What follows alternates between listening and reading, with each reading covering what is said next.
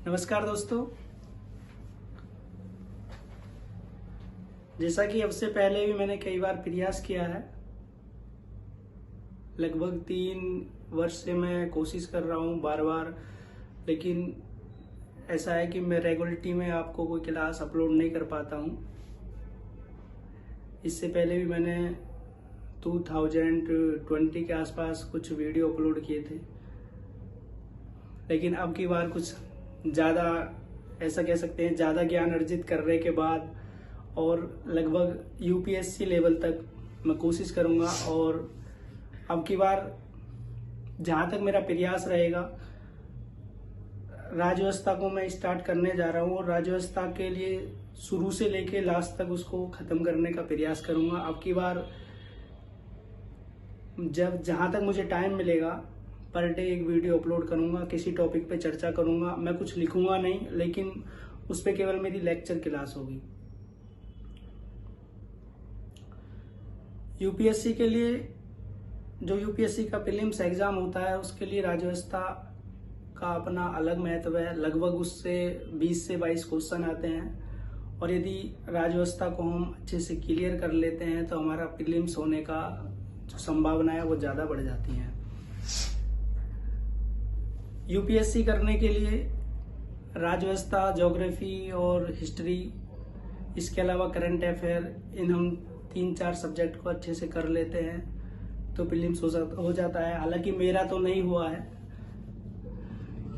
ऐसा लग सकता है कि अगर मैं किसी को ये सब बोल रहा हूँ तो फिर मेरा क्यों नहीं हुआ। मेरा नहीं हुआ, उसके पीछे एक महत्वपूर्ण रीज़न ये हो सकता है कि मेरा जो सी सेट है वो काफ़ी वीक है। सी सेट ही मेरा फेल कर गया, लेकिन हाँ, मेरा पीसीएस हुआ। तो जहाँ तक मुझे लगता है, मेरा जो पर्सनल अनुभव रहा है, राज्य व्यवस्था, हिस्ट्री और साइंस टेक, इकोनॉमिक्स, ज्योग्राफी, ये यूपीएससी की रीड है। अगर हम इन सब पे अच्छे से काम कर लेते हैं तो हमारा प्रीलिम्स आसानी से हो सकता है। और मेंस के लिए राज्य व्यवस्था में जो करंट के इशू होते हैं वो ज़्यादा इम्पोर्टेंट हो जाते हैं। तो आज वैसे हम किसी टॉपिक पे बात नहीं करेंगे। मैं सिर्फ ये बताना चाह रहा था कि अब की बार मैं पूरी अपनी तरफ से कोशिश करूँगा कि पर डे आपको क्लास दूँ और इस क्लास पे किसी विशेष टॉपिक पर बात करूँ, चर्चा करूँ, जिसके जितने भी यूपी पीसीएस या कोई अन्य एमपी पीसीएस और बीपीएससी, यूपीएससी, उससे संबंधित मेंस के और प्री के जितने भी टॉपिक हैं उनके बारे में आपको बताऊं।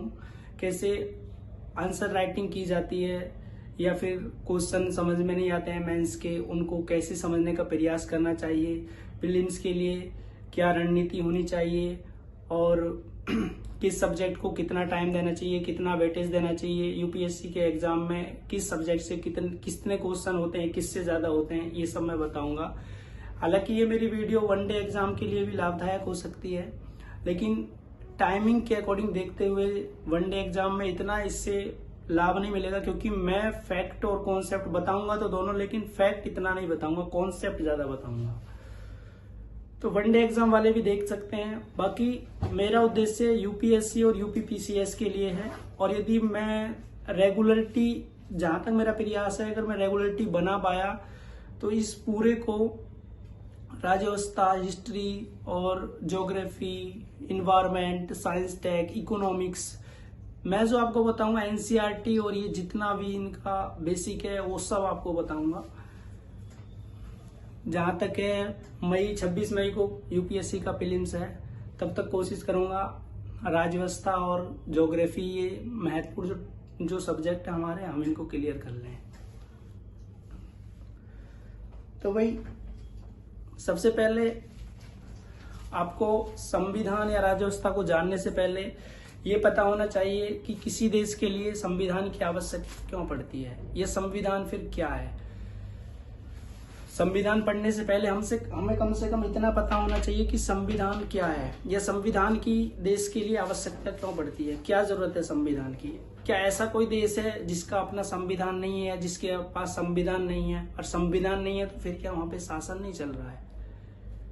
कुछ ऐसे मुद्दे हैं जिन पे विचार करना आवश्यक है। हालांकि पेपर संविधान पढ़ने से पहले हमें कम से कम इतना पता होना चाहिए कि संविधान क्या है, या संविधान की देश के लिए आवश्यकता क्यों पड़ती है, क्या जरूरत है संविधान की। क्या ऐसा कोई देश है जिसका अपना संविधान नहीं है, जिसके पास संविधान नहीं है? और संविधान नहीं है तो फिर क्या वहां पे शासन नहीं चल रहा है? कुछ ऐसे मुद्दे हैं जिन पे विचार करना आवश्यक है। हालांकि पेपर में कहीं नहीं पूछा जाएगा कि संविधान क्यों आवश्यक है या फिर संविधान की जरूरत क्या है, संविधान को डिफाइन कीजिए, ऐसा कहीं नहीं पूछा जाएगा। लेकिन हम अपनी जिज्ञासा को शांत करने के लिए कुछ ऐसे प्रश्न हैं जिनका उत्तर हमारे पास होना चाहिए। बेसिक सी बातें हैं कि संविधान क्या है, संविधान की जरूरत क्यों पड़ती है, संविधान और राज्य व्यवस्था में क्या अंतर है। उसके बाद फिर संविधान के कुछ या राज्य व्यवस्था के कुछ टर्म होते हैं, कुछ शब्दावली होती है, उनके बारे में पता होना चाहिए। हर सब्जेक्ट में कुछ शब्दावली होती है।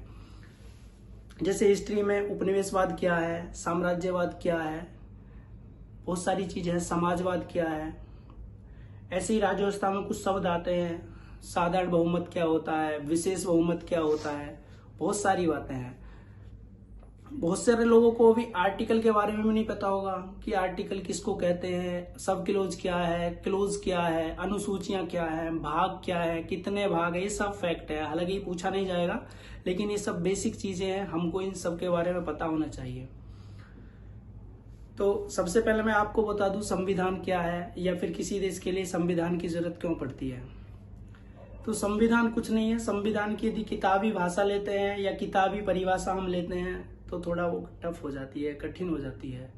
संविधान का एक सीधा सा या सिंपल सी परिभाषा ये है कि संविधान कुछ प्रावधानों का या नियमों का, विनियमों का एक समूह है या एक पुस्तक है। संविधान नियमों की एक पुस्तक है, एक किताब है जिसमें कुछ नियम विनियम ये सब लिखा रहता है, और उस नियम और विनियम के अकॉर्डिंग किसी देश का शासन चलता है, प्रशासन चलता है, वहाँ की राज्य व्यवस्था चलती है, वहाँ की अर्थव्यवस्था चलती है, वहाँ की सामाजिक जीवन चलता है। ये सब उन नियमों के हिसाब से चलता है। तो सीधा एक लाइन में परिभाषा हम दे सकते हैं कि उन प्रावधानों का समूह जिनके हिसाब से किसी देश की शासन व्यवस्था का संचालन होता है, उसे संविधान कहते हैं। शासन व्यवस्था का मतलब क्या होता है? शासन व्यवस्था का मतलब होता है किसी देश का सामाजिक जीवन, आर्थिक जीवन, राजनीतिक जीवन। सामाजिक जीवन में आ सकते हैं कि विवाह के नियम क्या है और उत्तराधिकार के नियम क्या है। सामाजिक व्यवस्था का मतलब होगा दहेज के नियम क्या है, ठीक है, विवाह की आयु कितनी है। समाज व्यवस्था, हमारे समाज से जुड़े हुए जितने भी नियम विनियम है, ये सब सामाजिक व्यवस्था में आएंगे। राज्य व्यवस्था में वही आएंगे, प्रधानमंत्री बनने के लिए क्या, प्रधानमंत्री बनने की आयु क्या है, ठीक है, हमारा संविधान की शासन प्रणाली कैसी है, संसदीय शासन प्रणाली, अध्यक्षात्मक शासन प्रणाली है, केंद्र राज्यों के मध्य संबंध कैसे हैं, कैसा भारत का केंद्र मजबूत क्यों है, ये सब राज्य व्यवस्था के अंतर्गत आएंगे। राज्य व्यवस्था की क्या क्या विशेषताएं हैं, ये सब आगे जाके, अभी तो सिर्फ मैं कह सकता हूँ ये सिर्फ एक जो पहला वाला मैं जो बोल रहा हूँ आज की क्लास में, ये सिर्फ शुरुआत है, ये कोई क्लास नहीं है। जब क्लास होगी तो बिल्कुल शुरू से होगी, और पहला जो टॉपिक होगा जो हमारी यूपीएससी के सिलेबस के अकॉर्डिंग है, यूपीएससी के सिलेबस में लिखा हुआ है भारत के संविधान का संवैधानिक विकास, जो पहला टॉपिक है मैं उस पर बात करूंगा। आज नहीं करूंगा, आगे वाली वीडियो में करूंगा। संवैधानिक विकास में हम बात करेंगे कि ब्रिटिश शासन के अंतर्गत जो समय समय पर एक्ट लाए गए थे, वो कंपनी के अंतर्गत जो एक्ट लाए गए थे, वो जैसा आपने आधुनिक भारत में पढ़ा होगा 1773 का एक्ट। तो कभी कभी स्टेट पीसीएस के मेंस में पूछ लिया था 1773 के एक्ट में कौन कौन से प्रावधान थे, उनके बारे में बताइए, या उन पर 125 वर्ड में लिखने के लिए क्वेश्चन आ सकता है, उसकी विशेषताएं आ सकती हैं। 1784 का एक्ट आ सकता है, 1792 का एक्ट आ सकता है, 1813 का एक्ट आ सकता है, 1833 का एक्ट आ सकता है, 1856 का एक्ट आ सकता है। तो जितने भी एक्ट हैं इनके बारे में, इन सबको मिलाकर हम संवैधानिक विकास की उसमें रखते हैं, या फिर इसको हम एक टॉपिक मतलब इसको नाम दे देते हैं भारतीय संविधान का ऐतिहासिक पृष्ठभूमि या ऐतिहासिक विकास।